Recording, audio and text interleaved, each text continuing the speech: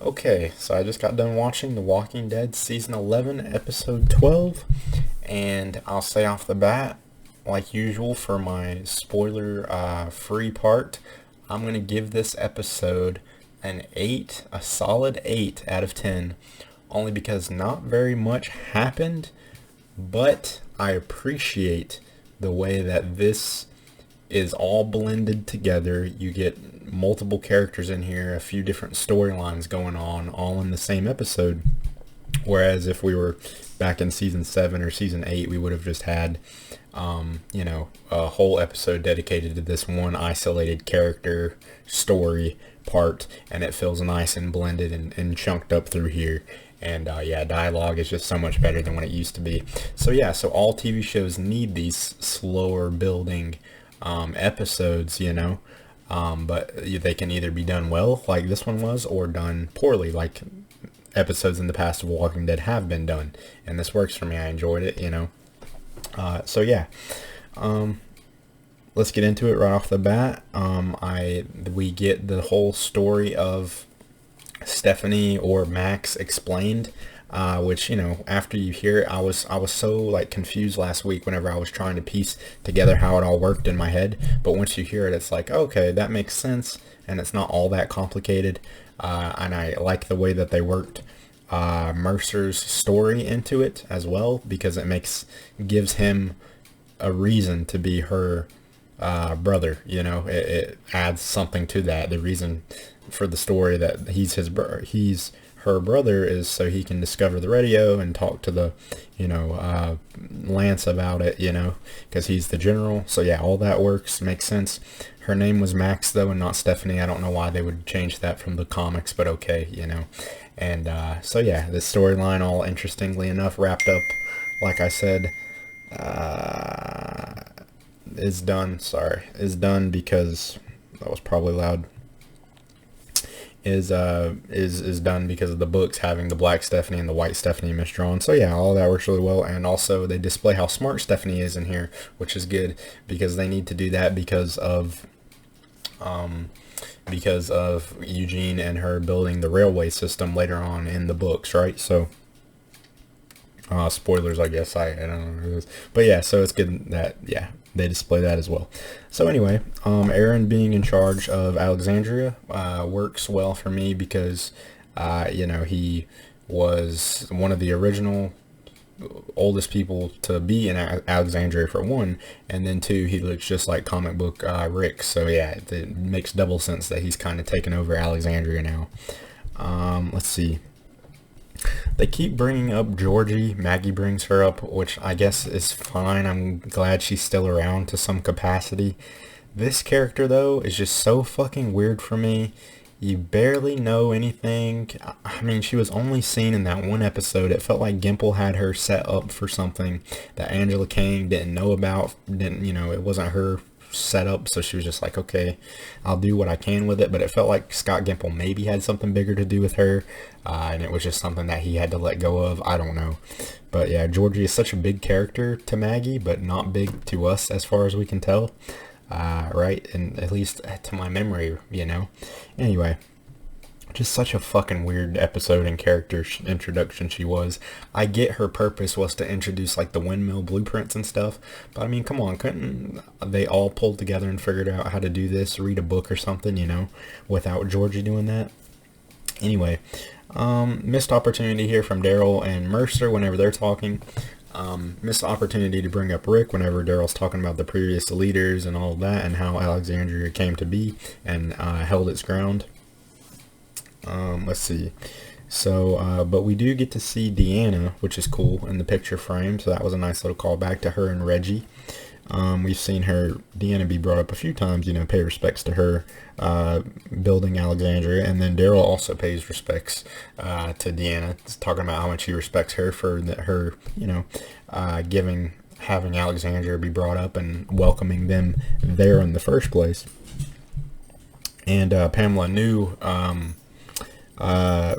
Deanna as well, which is interesting, makes the world feel more alive because they were both into politics and things like that in the area, so that's cool. Daryl tells Mercer it doesn't matter what he was before, you know, not to them anyway, because of course you kind of feel bad for Daryl, because you can just assume he was just like a drug dealer before, or just nothing, a drifter, you know, following Merle, doing whatever. So yeah, it was a sweet scene with Ezekiel, whenever he's getting his blood drawn, which I feel bad for him. I just had to have that done a few days ago for my physical exam, and yeah, that shit, it hurts. It depends on the nurse you get, but the particular nurse that I had fucked me up. So yeah, I feel for Ezekiel in this scene, and it was nice to have Jerry there for him, you know, during that, and Carol later on with him at the hospital as well, as Jerry be, you know, happy for him. Let's see. So it's nice getting the tour of all the communities in one episode. You know, you get a little bit of Oceanside. Like I said, if this was previous seasons of The Walking Dead, we probably would have just been seeing a whole episode with Oceanside, Alexandria, and then the Hilltop as well. So yeah, so it's nice to go around all of them.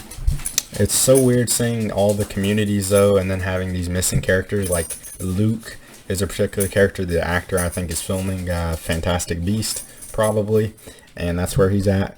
But yeah, it's weird seeing Oceanside and not seeing him like you would expect to, but we only really saw him with the one character. But still, I assume he's at Oceanside because his girlfriend also is at Oceanside. So yeah, okay, but it's still cool getting to see all of the communities in one episode.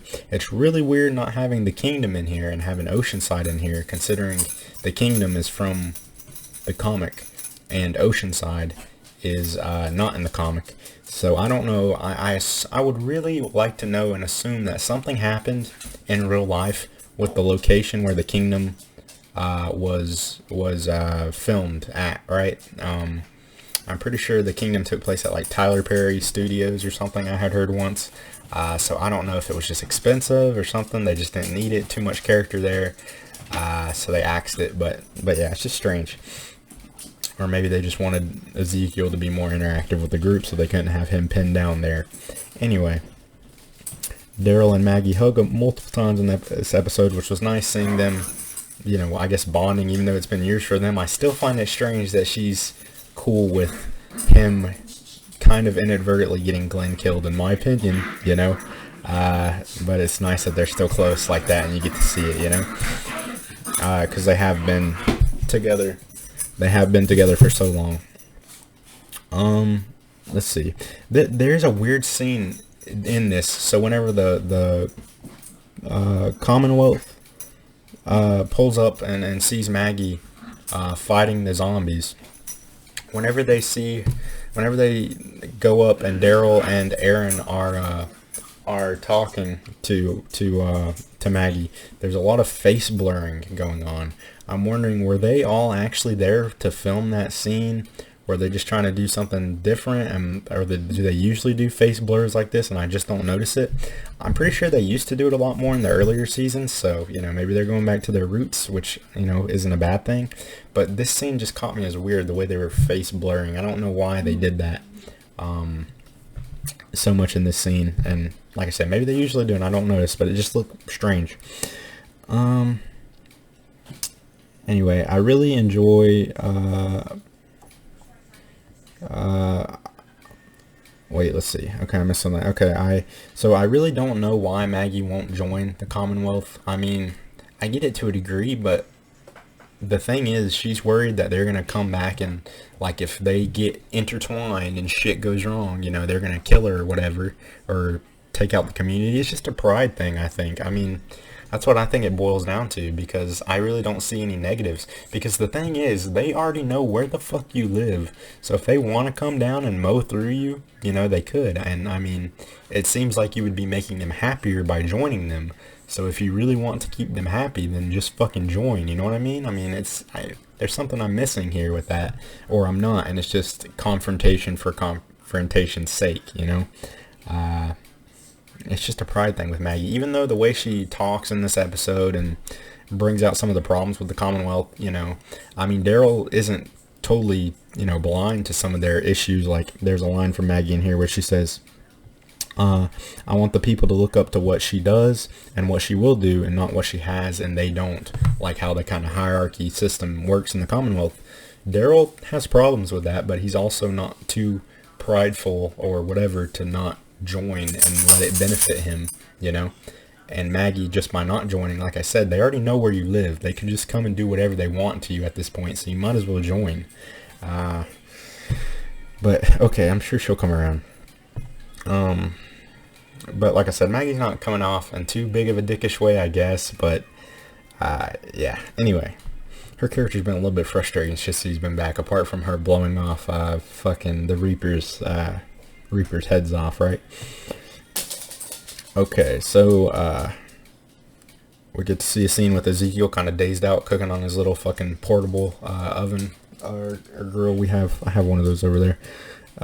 Just thought it was funny seeing him on one of those. So I'm surprised he's not more thankful, though, to Carol whenever Carol comes out and tells him, or when he figures out that Carol did the operation, got that done for him. You know, it just seemed a little strange. Again, conflict for the sake of conflict, because I mean, you know, I would have thought he would have been a little bit more thankful, but I guess he feels bad seeing some of the other people suffering in the hospital, you know.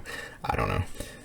Anyway, we get a kill with, I like the scene, of course, with Pamela and Maggie in the woods, because with the Commonwealth, I like the conversations between Lance, Pamela, and Maggie, because they all kind of have good points, you know, I think, whenever they're talking and debating.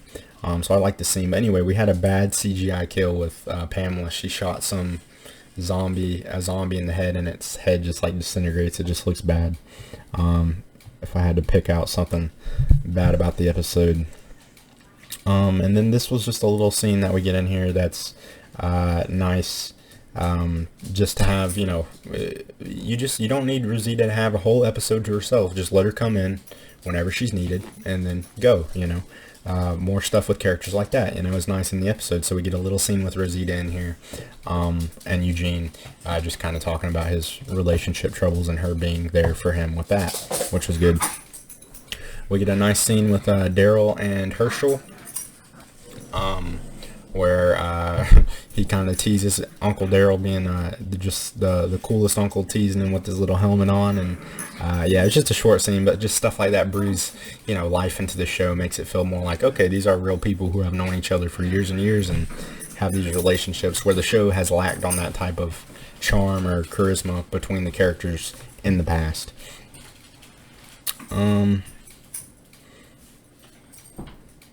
Let's see. So Lance gives his best sales pitch to Maggie. Lance is the one that I guess we'll figure out more in the next episode. It looks like he's going to be in the next one, but I'm unsure why he wants to unite these communities and have like a big army underneath the Commonwealth. And I do like Pamela's stance on it, where she's more like, listen, they can join the community if they want to, you know, be a part of it, but we're not going to give our supplies to help them have their own community, you know. I think that's fair. But Lance attacks Maggie's heart by saying, you know, Herschel, think about him going to college and all of this, you know, and Maggie, of course, has thought about these things and wanted these things for him. So Lance gave his best sales pitch that he could. I really don't know what the fuck, I'm just skipping ahead, but I really don't know what the fuck was up with the final scene with him doing his little, he's losing his mind, or he's an evil villain is what they're trying to make us think, but it's probably really nothing quite like that, you know. The most I could see this just benefiting purely him, having all these communities under his belt, would be he gets to be in charge of them, just like Pamela said. And are they related or something? Because she acted like she had known Lance her whole life. I don't think so, but I don't know. Maybe they'll reveal that, or they already did. So yeah, I don't know what's up with Lance. A lot of people are speculating that Lance knows about the CRM, and the Commonwealth is going to go against the CRM, and that's why Lance is trying to build up a army. I don't know. We'll see. Let's see. So Maggie and Lance rush off into the woods because there's some zombies attacking the hilltop, and they do this in Walking Dead a lot lately, but it's just a minor thing. But the face cuts on the zombies, you gotta go for the brain. This shit, you know, even if it goes really deep, you're not gonna get the brain.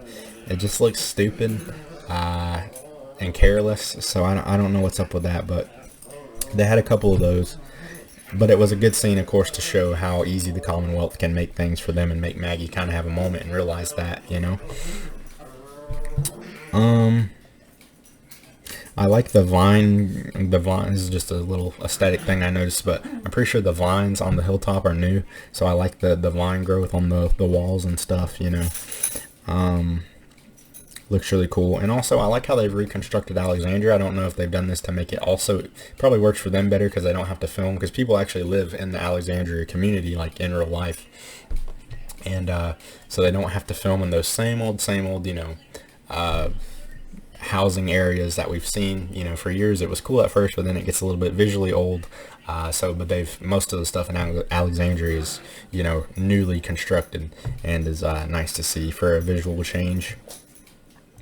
Daryl, Norman Reedus, so there's a scene, because I do like their little intricacies and thoughts, like having Daryl not wear his Commonwealth armor, so he can be seen more, you know, like, that we're not going to change that too much if you join us, you know.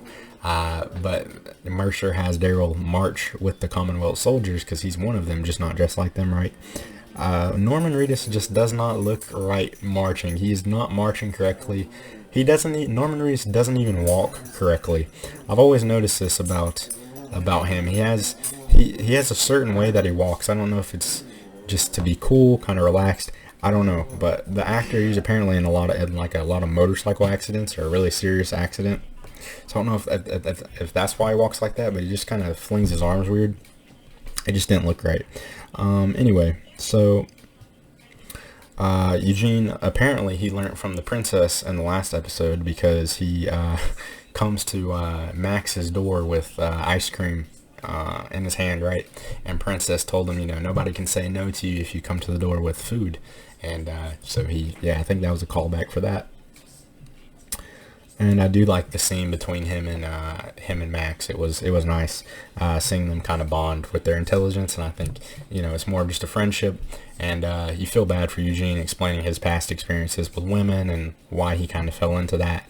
But yeah, I think Max and Eugene are going to be a strong duo from here on out, and going to be cool to see where they go and what they can do, you know, with how smart they are. And I like how. And another nice scene, Maggie, Daryl giving Maggie the jar of candy for Herschel Jr. from Judith.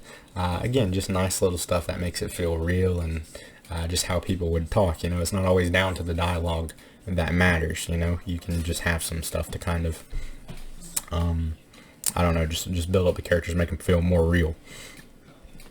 So let's see. So that was nice. And then Diane and a few other people decide to leave the hilltop, which is nice, you know, realistic, of course. Diane lets Maggie down in the nicest way, you know, I respect you, but I just can't do this anymore if I don't have to. So yeah, see you later. Yeah, so it makes sense. And then Maggie, I'm sure, will come around to changing her mind eventually, you know, not really sure where her head's at with this. I mean, I know she will, but, you know, it's just, for the meantime, it's like, how far are you going to let this go? And yeah, like I said, I think that was it. Not sure what's up with Lance at the end. I think they're just making him seem like more of a villain than he really is, you know. But I don't know, we'll see. I'm not sure what's up with the new group that we see in the next week promo. You know, and we get more Father Gabriel and Aaron, it looks like, which they're a great duo. So after we saw their COVID episode, so I'm excited to see more of them together. And yeah, that's about it. I think. What else did I cover? Ezekiel getting his surgery. We'll see if that'll clear it up. I don't know if I would bet that it will. I would think he would need some, I don't know, some type of chemotherapy treatment or something after getting that tumor removed, but I don't know, maybe he'll be okay. So yeah, that's what I got for this episode. Let me know what you thought about it, if you've seen it, because I know the AMC Plus thing kind of messes up people's schedules with it. So yeah, thank you for watching, and I will see you for next week's episode.